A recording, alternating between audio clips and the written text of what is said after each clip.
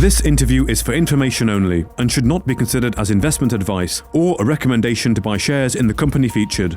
Welcome to this Stockbox interview. We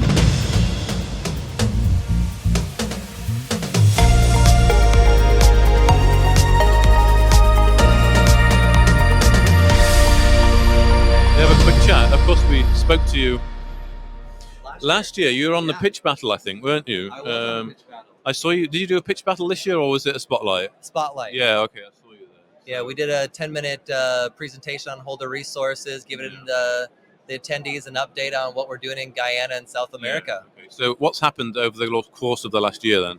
Yeah, over the last year, we've amassed a significant amount of timber concessions. We've actually started production on those timber concessions. So last year we were in exploration mode, acquiring mode, and now this year we've actually begun our operations and are actually in the process of raising more money now, ramp up those operations. Okay. And we've got plans now to go public in the next year. Okay. And to continue to ramp up our story and our opportunities in Guyana. Okay. And it's all on the timber, is it? So timber is our main focus. So Right. timber is basically it's a lot easier to go public for what we see right now with the timber opportunity. But we do have other opportunities within Holder Resources and gold and potentially other exploration into rare earth or other minerals. Okay. So you've moved on a lot since the last year, then. So you're almost ready to start putting a prospectus together to get onto the market. So what do you want? What do you have to do to get to that point? So we've already chosen who we want to work with, and now it's the process of going through all the audits and making sure that we dot all the I's and cross all the T's on the pathway there. So one of the big things that we want to do is to be able to ramp up our revenue in order to be able to get it to the certain place that we want to in order to be able to go public strong. Okay. And so we don't want to do it prematurely, but we do feel confident in what we're able to accomplish over the course of the next year. And can you give us a sense of what those sort of metrics are at the moment in terms of what your revenues are and what you're sort of wanting to work towards? Yeah, so we've actually just begun our revenues, but we're hoping, according to everything that we're looking at with industry standards, we feel like we can get up to about $20 million in revenue on an annualized basis off of the next monies that we're looking to be able to raise. So it's a significant opportunity. One of the biggest things we're looking for right now is building up the heavy equipment that we need. Heavy trees need heavy equipment. These are some of the most dense trees in the world, and it doesn't take small equipment, it takes large equipment.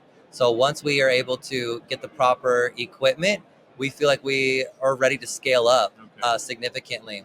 It's interesting. The last stage in permitting is to be able to get the tags. And it's these tags right here that we actually need in order to be able to cut down a tree.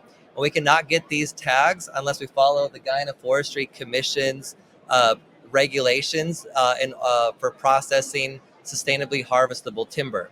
But this is what we have right now to cut down 25,500 cubic meters of trees today.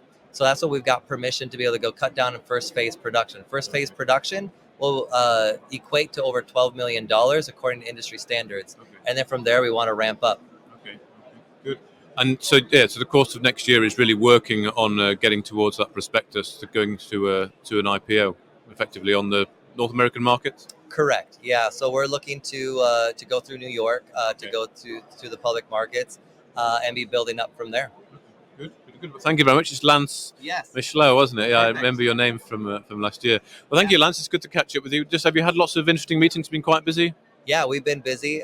You always hope for more meetings, but we've been busy. So I don't know how we could have gotten more meetings. But it's been great telling the story. People love it. We're very unique here at Resourcing Tomorrow. I mean, there's a lot of mines for gold and other minerals, but timber is a big part of that Resourcing Tomorrow. The forest lands have been depleted in a lot of the world. And what we're really doing is focusing on sustainable logging, managing the forests in order for them to be around for generations to come, but also being able to do it in a way that can turn into a significant value increases for our shareholders. So we feel that we stick out very differently here. We are the only company doing timber that we know of, but we've also been in Guyana for over 30 years as a family. We are very deeply rooted, People are loving that story about being Guyana is the fastest growing emerging market in the world right now. It's expected for double-digit growth for the next 5 years to come. And when everyone else was leaving Guyana, even people from in-country, our family was actually getting deeper and deeper rooted into the country. And my brother actually just became a dual citizen of Guyana. Mm-hmm. So we are fully Guyanese and we are fully American, and people are loving that story and wanting to present Guyana to the world, its opportunities. And people love the dynamic of the forest and the other minerals and gold in our story. So it's been great. I guess you say you're a unique story, and I guess some of the de-risking elements of what you're doing is it's quite predictable. You're not having to drill down under the earth. You can see what you've got above the surface of the earth, and you can almost make that real forward-looking prediction in what's to come in cash flow. 100%. In terms of risks, does it come down to really what the government and how they sort of work with you on deforesting? Is that the big sort of risk that would face a company such as yourself? Yeah, so it's interesting. Guyana is a Commonwealth country, so it's adopted Canadian business law. So the country and government itself is really, really strong. Because of Exxon finding oil in Guyana, it's very, very well connected to the U.S. as well. So its main connections are the UK, US, Canada, Australia. And so as far as the risk of relationships go, it's not great. The risks aren't great. So risks, right? And then the biggest thing is getting the financing that we need in order to scale up our production. Right, okay. I would say that's one of the biggest risks right now. But just financing, yeah, okay. Yeah, and what you say as well too, what takes millions of dollars, right, to prove gold in the ground. We like to tell people it takes thousands of dollars for a Guyanese licensed surveyor to go up to a tree and measure it and get the circumference, the values of the trees, and move on from there. Right. So it's a lot easier to prove the value of the trees that are on top of the ground relative to the other minerals that are in the ground that are a lot harder to prove. So it's that de-risks our opportunity, because you can literally fly over the trees. You can walk up to the trees and touch them. They're literally right in front of you. It's an awesome opportunity. And presumably you have quite a good working relationship with the Guyanese government then, because you talked about sustainable deforestation. So presumably there's a rehabilitation plan as well you're going to be following. Yeah, so we do not get, as I mentioned with the tags, to cut down the trees. All of Guyana's forestry, so the Guyana Forestry Commission, GFC, everything that they do for harvesting timber has to be PEFC certified. And that certification follows sustainability practices in forestry, as well as ESG principles as well too. So we're not, harming the people groups within Guyana. And we're also not we're not clear cutting the forest. We can only cut down so many trees per acre, and then the jungle basically regrows itself. Okay. So there's two different ways, if I can mention this, that people do sustainable logging. There's the plantation style, where you basically use it as a crop, like corn or wheat. You plant the trees and you clear cut it. That's not what we're doing. We're doing selective harvesting of natural forest.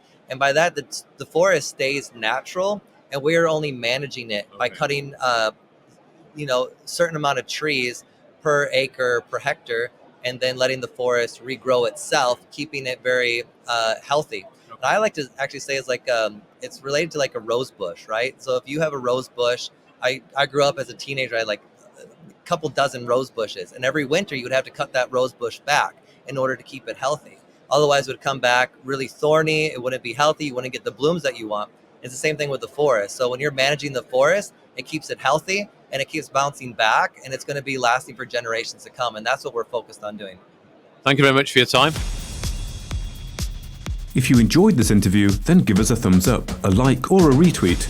Subscribe to us on YouTube or follow us on Twitter, and hit that notification bell to be the first to know when we release new content. There's loads of great content on our website too, across all our programs at stockboxmedia.com. Thank you for watching.